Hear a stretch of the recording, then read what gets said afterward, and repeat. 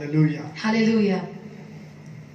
So, I'll be walking you through the third word which Jesus said on the cross. यीशु ने जो तीसरा शब्द क्रूस पर बात किया उसके बारे में मैं बांटूंगा.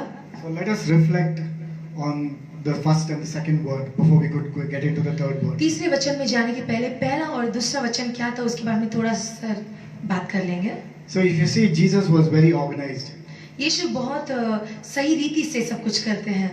So what the first word says, पहला वचन कहता है, he says, Lord Almighty God, forgive them for they do not know what they are doing. प्रभु ने कहा कि प्रभु उनको क्षमा करो पिता कि ये नहीं जानते ये लोग क्या कर रहे हैं. So which means forgiveness is in his heart.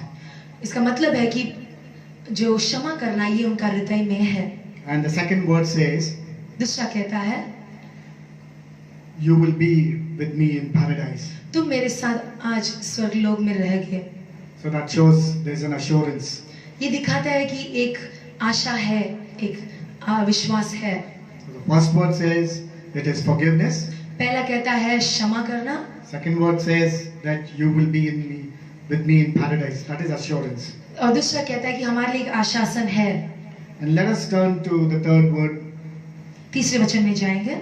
Can you please open up John chapter 19, beginning from verse 26 to 27. हम यूहन्ना की किताब में 19 में 26-27 पढ़ेंगे. So beginning from 26, Jesus says, he saw his mother there and the disciples whom he loved standing nearby. He said to her, woman, here is your son. And 27 it says, and to the disciples, here is your mother. From that time on, this disciple took her into his home. जब यीशु ने अपनी माता और उस चेले को जिससे वह प्रेम रखता था पास खड़े देखा तो अपनी माता से कहा, हे नारी, देख यह तेरा पुत्र है. तब उसने चेले से कहा, यह तेरी माता है. और उसी समय से वह चेला उसे अपने घर ले गया. Now most of us might be wondering, why did he call his mother woman? बहुत बार हम सोचते हैं कि यीशु ने अपनी माता को नारी करके क्यों कहा. I'm sure that many of us might not agree with this. बहुत सारे लोग इसमें सहमत भी नहीं होंगे. Just imagine, we all of us calling our mothers as women. Come here. सोच के देखिए अगर हम अपने माता को ऐसे नारी करके बुलाएंगे तो कैसे रहेगा. It sounds a little disrespectful, right? वो ऐसे लगता है जैसे हम उनका आदर नहीं कर रहे हैं. But Jesus was not at all disrespectful to पर his mother. यीशु अपने माता का आदर नहीं कर रहे, ऐसा कुछ नहीं है. In fact, he knew his mother.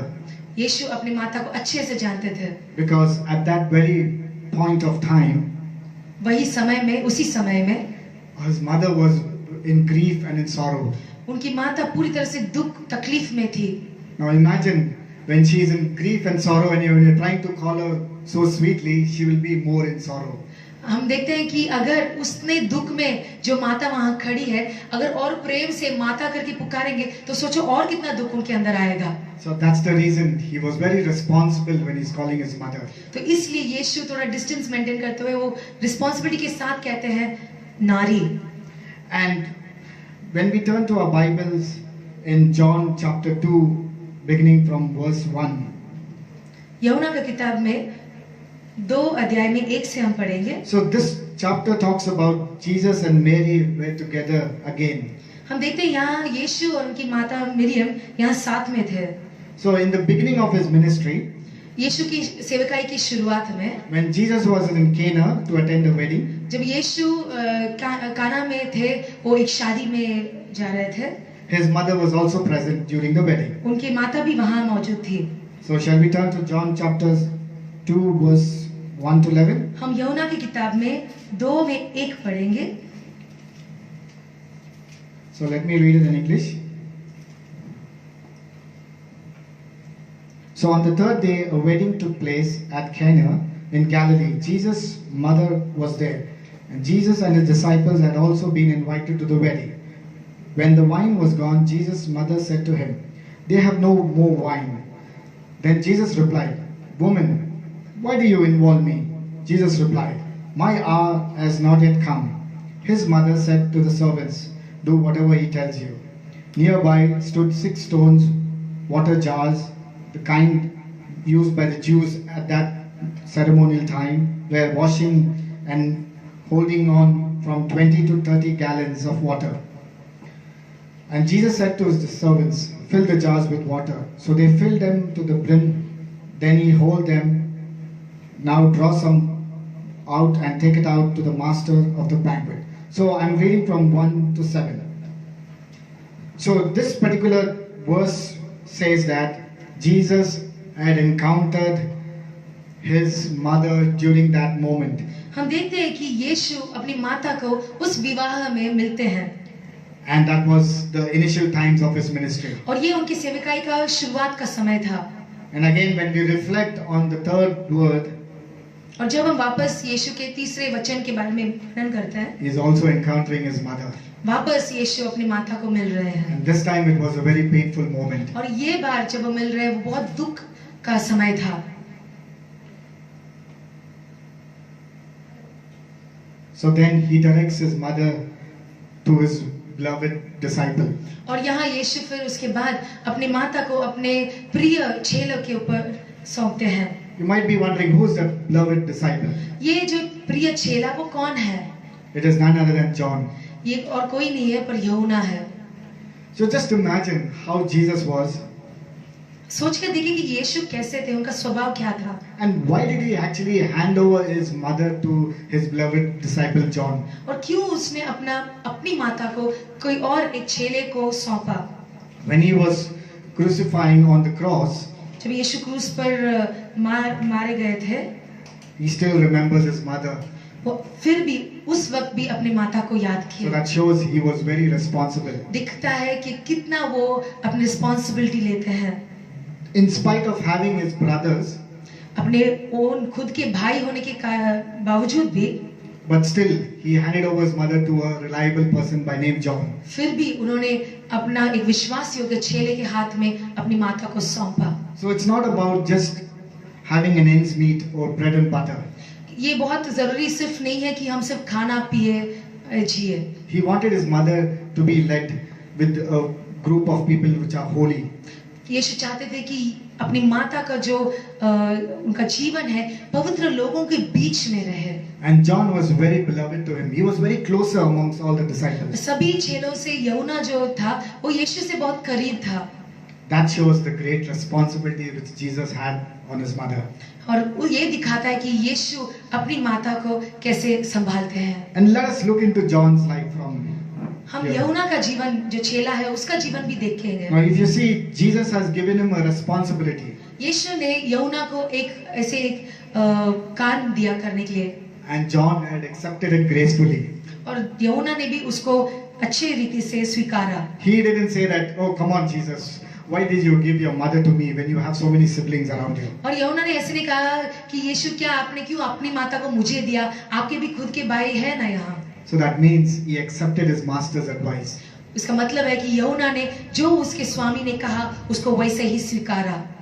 And in the word says that John accepted it cheerfully. और वचन में लिखा है कि बहुत खुशी से उसने यीशु की माता को स्वीकारा. He didn't have a long face that, "Oh, okay, fine, let me accept her." वो बहुत दुखी चेहरे के साथ नहीं था कि ओके ठीक है मैं ले लेता हूँ उनके माता को. The word says cheerfully accepted her. वो खुशी से उसकी माता को स्वीकारा. So that is what John is all about. और ये यूहन्ना का जीवन था. So he handed over his mother to a reliable person. यीशु ने अपने माता को एक विश्वास योग्य आदमी के हाथ में सौंपा. Not just to have a proper house, इसके कारण केवल नहीं कि एक अच्छा सा घर हो, but to live a holy life. ताकि वो भी एक पवित्र जीवन आगे से जिए. So let us turn to another direction where Jesus was with his family. हम एक और चीज देखेंगे जहाँ यीशु अपने परिवार के साथ है.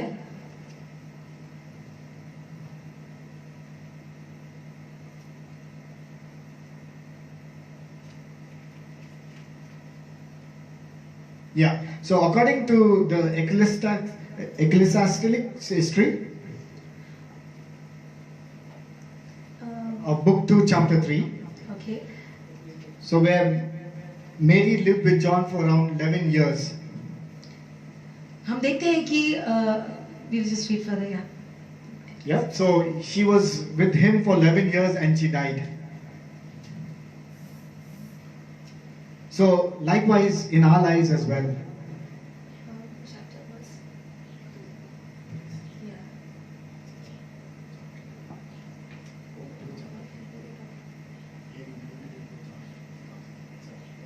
Okay. So हम देखते हैं कि जैसे मिरियम अपने वो बेटे यौना के साथ जी रहे हैं And she was there with him for 11 years. और 11 साल के लिए वहाँ जिए उनके साथ And then she died. और फिर वो मर गए. So that shows John was very responsible and he accepted what Jesus had told him. और वो दिखाता है कि यौना अपना जो यीशु ने दिया हुआ काम सौंपा था वो अच्छी तरह से उसने किया. So that shows that our surroundings matters a lot. ये दिखाता है कि अपना जो लोग है आसपास हमारा जो वातावरण है वो बहुत मायना रखता है. There's a saying in English that I will judge you according to your friends. When I see your friends, I can judge you. एक कहावत है कि जब मैं तुम्हारे मित्रों को देखूंगा तो मैं तुम्हें उस पे न्याय ठहराऊंगा. So, dear brothers and sisters, इसलिए कृपया मेरे भाई बहन we should always make sure that we need to have the right circle around us. हमें ध्यान रखना है कि हमारे इर्द गिर्द जो लोग हैं वो कौन है. And when we turn to 1 Timothy chapter 5 verse 8. पहला तिमोथी 5:8 में हम पढ़ते हैं. So 1 Timothy chapter 5 verse 8. Anyone who does not provide for their relatives and especially for their own household has denied the faith and is worse than an unbeliever. पर यदि कोई अपनों की ओर निज करके अपने घराने की चिंता न करे तो वह विश्वास से मुकर गया है और अविश्वासी से भी बुरा बन गया है. It's clearly a warning to everyone. ये एक चेतावनी सबके लिए है. So it's not just being born in a family, ये केवल काफी नहीं कि तुम एक परिवार में जन्म हो गए, but also being responsible in the family. पर परिवार का जो भी है सब कुछ रिस्पॉन्सिबिलिटी उठाना बहुत मायना रखता है. Because God has given us each and everyone certain responsibilities. यीशु ने सबको कुछ-कुछ कार्य सौंपा है. So that shows that we need to be very responsible. हमें देखना है, हमें जानना है कि हम सबको अपना अपना काम को सिद्ध रीति से करना है. It clearly says that in 1 Timothy chapter 5 verse 8 that if you do not be responsible, if you don't provide, then you're worse than an unbeliever. ये बहुत स्पष्ट इसीलिए लिखा है कि अगर तुम अपने घराने का तुम अच्छे से उनका ख्याल नहीं रखोगे तो तुम्हारा हालत अविश्वासी से भी बदतर है. So that shows that we need to set our priorities. तो इसका मतलब है कि हमें अपना जो भी प्रायोरिटीज है उसको सही रखना है. And according to the word of God, वचन में लिखा है that we need to first set our priorities to God पहला हमें स्थान परमेश्वर को देना है, and then our families. फिर अपने परिवार को. Because without setting our priorities in God, पहले अगर हम प्रभु को पहला स्थान नहीं and if देंगे we keep wandering around, और फिर हम सिर्फ यहाँ वहाँ ऐसे घूमते रहते then हैं everything will collapse. फिर सब कुछ हम जो बांधते हैं सब कुछ गिर जाएगा. Then there is no peace in the house. घर पे कोई शांति नहीं रहेगी. So it's very important to first set your priority, and the first priority is God. तो हमारे जो इम्पोर्टेंस है, प्रायोरिटी है, उसको सेट करना है कि पहला चीज हम परमेश्वर को देंगे. According to the word, it says that seek His kingdom first, and everything shall be added unto Him. परमेश्वर के वचन में लिखा है कि तुम पहले परमेश्वर का राज्य ढूंढो, सब कुछ तुम्हें दिया जाएगा. And at times we keep seeking our jobs and any other stuff which we really और require. बहुत बार ऐसा होता है कि हम सिर्फ हमारे काम ये वो करके जो हमें चाहिए वो सब खोजते रहते हैं. But the sad part is that we really miss the main thing. दुखी की बात यह है कि हम जो खास चीज है उसको खो बैठते हैं. It's like having a cake without a cherry on it. ऐसे लगता है जैसे हम एक केक खा रहे हैं पर केक के ऊपर एक चेरी नहीं है. Yeah. So it clearly says that we need to set our priorities right. तो हमें अपना जो प्रायोरिटीज है लाइफ में उसको हमें सही डालना है. And that is what Jesus did. और यीशु ने वही किया. He was just not the son of God, वो केवल ही परमेश्वर का पुत्र नहीं था, but he knew everything which is going on the earth. पर वो सब कुछ जानते थे कि ये दुनिया में पृथ्वी में क्या चल रहा है. And he knows our need. उनको पता है कि आपका जरूरत क्या है. It's not like he's a God just from heaven, but he's a God from earth and the heavens. और ये ऐसे नहीं है कि केवल वो स्वर्ग से आए हैं, पर वो पृथ्वी पे भी परमेश्वर है. It's very important, dear brothers and sisters, ये बहुत खास है भाई बहनों, that we need to fix our eyes on God first. कि हम अपनी आंखों को परमेश्वर यीशु की ओर रखें पहले। And if you turn to Mark chapter 3, verse 21. मरकुस में 3 उसमें 21 में हम देखेंगे। So this is a little tricky verse actually. कुछ बार ऐसे ये वचन समझ नहीं आएगा। So Mark chapter 3 verse 21. So it says, when his family heard about this, they went to take charge of him, for they said, he is out of his mind. जब उसने कुटुंबियों ने यह सुना तो वे उसे पकड़ने के लिए निकले, क्योंकि वे कहते थे कि उसका चित्त ठिकाने नहीं है। So my dear beloved brothers and sisters, मेरे प्रिय भाई बहन, sometimes our actions do not speak in our families. बहुत बार हमारा जो कार्य है परिवार में दिख नहीं पड़ता। Our efforts will not be seen at all. हम जो कार्य करते हैं वो सब सभी की आंखों में नहीं गिर पड़ता। And it happened even with Jesus. और यहाँ यीशु के जीवन में भी हुआ था। Though he is the Son of God, he was not spared. और हम देखते हैं कि परमेश्वर का पुत्र होने पर भी उनको छोड़ा नहीं गया था। After all, we all are humans. हम सब इंसान हैं। Right? So we need to always remember that it happened in Jesus, that even his own house was totally mad at him. और हम देखते हैं कि यीशु का खुद का परिवार भी उनके विरुद्ध में खड़ा था। Just imagine the Son of God, the family says that he is out of his mind. सोचो कि परमेश्वर का पुत्र को देखकर परिवार कहता है कि ये तो उसका मन ठिकाना सही जगह नहीं है। Imagine if our family member says to us, okay, it's fine because we are humans. अगर हमारा परिवार हमें ऐसे देखकर कहता है तो हम तो इंसान है तो हमें कुछ लगता नहीं है। But knowing that Mary, be it his mother, be it his brothers, they know him, they know his works, they know how he was, but still in spite of all this, they said he's out of his mind. हम देखते हैं कि मरियम भी अपने बेटे के बारे में जानती है कि ये परमेश्वर का पुत्र है, उसके भाई होने दो। परिवार वाले लोग जानते हैं कि यीशु का जन्म कैसे हुआ, पर फिर भी वो लोग कहते हैं कि इसका चित्त ठिकाने में नहीं है। So that shows that Jesus was not spared at all. ऐसे ये दिखता है कि परिवार लोगों ने यीशु को भी छोड़ा नहीं। And if you turn to Exodus chapter 20 verse 12, it is the 6th commandment. निर्गमन की किताब में हम 20 में पढ़ेंगे। Yeah, so Exodus chapter 20 verse 12. 20 में 12। So it says, on the 6th commandment, honor your father and your mother, so that you may live long in the land the Lord your God is giving you. तू अपने पिता और अपनी माता का आदर करना, जिससे जो देश तेरा परमेश्वर यहोवा तुझे देता है उसमें तू बहुत दिन तक रहने पाए। So that shows that even his family members were really mad at him at that moment. हम देखते हैं कि यीशु का परिवार खुद उसके ऊपर गुस्से में थे। But he didn't leave loving his family. पर यीशु ने अपना परिवार को कभी छोड़ा नहीं, अपना प्रेम को कभी कम नहीं किया। And he gave this commandment. और यीशु ने ये आज्ञा दिया था। I know, dear brothers and sisters, these days we run short of patience. हम जानते हैं कि भाई बहनों कि हमारे अंदर धीरज नहीं रहता है आजकल। Sometimes our parents do say some loose words. कुछ बार ऐसे होता है कि हमारे माता पिता भी कुछ ऐसे शब्द बोल पड़ते हैं। But that doesn't mean that you should not honor them. उसका मतलब नहीं है कि आप अपने माता पिता का आदर ना करें। It is a commandment. ये परमेश्वर का आज्ञा है। And we ought to do that. हमें उसको आज्ञा पालन करना है। Unless you honor your father and mother, you will live long. अगर आप अपने माता पिता का आदर करेंगे तो आपको लंबा आयुष्य मिलेगा। It's not me who's saying, but it's the word. मैं नहीं कह रहा हूँ पर ये वचन में लिखा है। So it's very important, dear brothers and sisters. Sometimes we are not honored in our own house. बहुत बार ऐसे होता है भाई बहनों कि हम अपने घर पे ही आदर नहीं पाते हैं। That's okay. Just shrug it off. उसको ऐसे ही अपने कंधों से निकाल दो। No problem. कुछ बात नहीं है। As long as God knows what we are, प्रभु आपको जानते हैं वो काफी है। that is more than enough. वो ही हमारे लिए काफी है। Hallelujah. Hallelujah. So the conclusion for this word is, ये वचन के लिए जो आखिरी में मैं कहना चाहता हूँ, he was very in a systematic way. यीशु बहुत अच्छे रीति से सब कुछ कर रहे थे। He set it as priorities. यीशु ने अपना जो प्रायोरिटीज है उसको करेक्ट किया था। And though he was the Son of God, he would have done many things. वो परमेश्वर का पुत्र होने के नाते फिर भी वो बहुत कुछ कर सकते थे उस समय। The Son of God who came into this earth, परमेश्वर का पुत्र जो इस दुनिया में आए, and he experienced each and everything what a human could experience. उन्होंने सब कुछ सहा जैसे एक मनुष्य सहता है। So likewise, even we need to follow him. वैसे ही हम भी परमेश्वर यीशु का हमें पीछे हो लेना चाहिए। This is just a word I would like to say.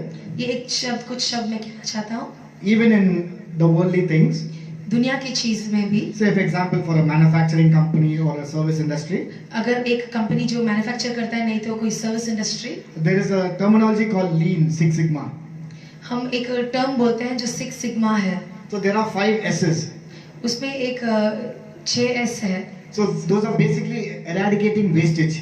जो वेस्टेज है उसको निकालने के लिए वो है, And- जो भी आखिरी में जो कुछ काम का नहीं है उस चीजों को कैसे इस्तेमाल करना, वैसे उसके बारे में है। And setting things in order.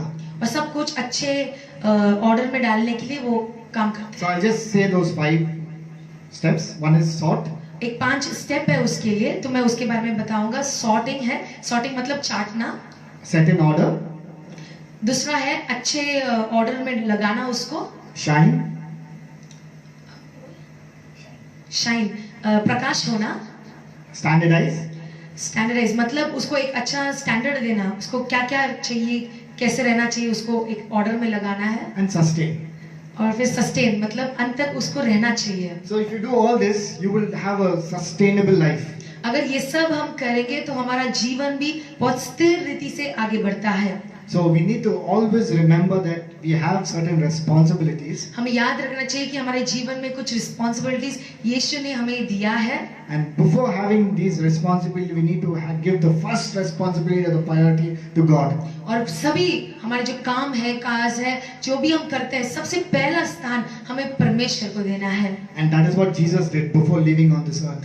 और यही यीशु ने किया ये क्रूस, ये दुनिया से जाने के पहले। He set it his obligations. उन्होंने अपना जो दिया हुआ काम था उसको पूरा किया।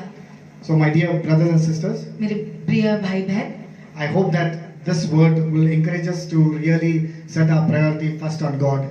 और मैं चाहता हूँ, मैं विश्वास करता हूँ कि ये जो वचन है आपको उत्साह करेगा कि परमेश्वर को पहला स्थान देना है। It's good to have earthly relationships, ये अच्छी बात है कि हमारा दुनिया सांसारिक जीवन में बहुत सारे रिश्तेदार हैं, but before that we need to set our priorities on God. पर उस सब के पहले पहला स्थान हमें परमेश्वर को देना है। And the word says, fix your eyes on God, और वचन कहता है कि अपनी आंखों को परमेश्वर की ओर रखो and then everything will set in order. और सब कुछ सही रीति से अपने अपने स्थान में गिर जाएगा।